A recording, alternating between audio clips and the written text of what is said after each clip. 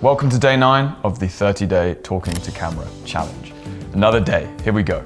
Yesterday, obviously, we're doing the shaking, invigorating us, accessing the voice a little bit, expanding that vocal range slightly. Today, we're going to be focusing on avoiding monotone. This is something personally, this is one of the biggest obstacles I had to overcome to start unlocking my authentic expression on camera. I happened to be stuck with a monotonous voice by the time I was maybe 19, 20 years old. The reason why, I think, is because I was very aware that I had a very high voice in school until my voice finally broke when I was like 17 or something. It broke pretty late.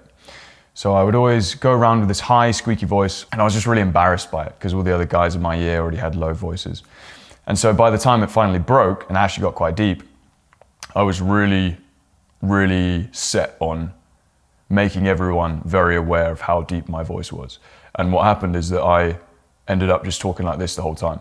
Because when I was talking to my Wonky fans, getting all that information from people, meeting with people, they all happen to be business to business consultants or marketers, things like that. So that's kind of where I was heading just by coincidence, I think. It started putting a big bottleneck on how much I could express myself.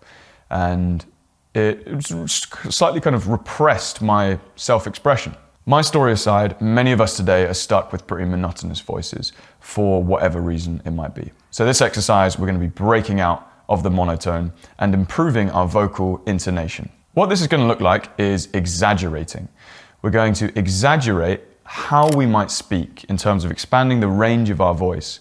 And that's going to enable us to kind of come down to a more neutral level after we do this. So we're going uncomfortably broad in our expression, which is going to enable us to expand a bit, and then in a few days' time have our kind of resting intonation improved from how it was.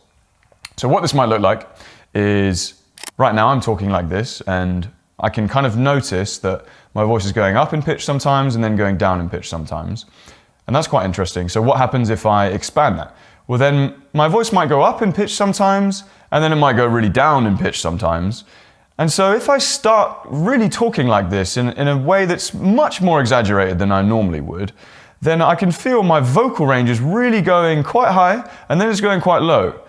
And that kind of feels really uncomfortable. But what I can see it's doing is really giving me loads more range to express myself. Cool, so that's what it's going to look like.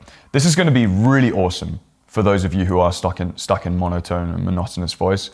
And it's also a great exercise for anyone who isn't, just to become aware of how your voice moves when you talk. Because by expanding it, you really emphasize it. You become very aware of it. Other things to think about when we're doing this is there are a few different ways of inflecting our voice that communicate slightly different things. So if we're going up the whole time and finishing our sentences on and up, what that means is often we're kind of looking for approval, and it can be something where we feel a little bit unsure of what we're saying. So if I was talking to you like this the whole time, maybe you would think I'm slightly less of an authority because it sounds like I'm asking questions even when I'm giving statements, versus if I go down every time and I finish every sentence on a down, it communicates a lot of certainty, because after every sentence, my vocal inflection is going down. And that means I'm extremely sure and I'm extremely authoritative of what I'm saying. These are really fun to play with. So neither one is right necessarily. You don't want to be the authoritative person the whole time, because then you might actually be pretty boring, right? And inauthentic. No one is an authority the whole time in their whole life, right? But depending on who you are, depending on also who you would like to be on camera, if you would like to be seen as an authority, it's probably pretty good to practice this downwards inflection. If you want to be seen much more natural as a friend, as somebody who is kind of comforting and would feel like the people who are watching you on the other side are kind of a community of best friends, it's fine to use the upwards tonation and be questioning things, and who knows.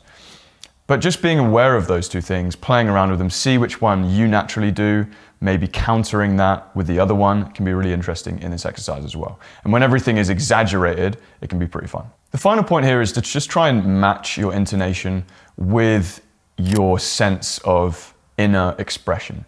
So at first, don't worry about that. Just maybe in the first few minutes of the exercise, just talk more like this and be really expanding your intonation.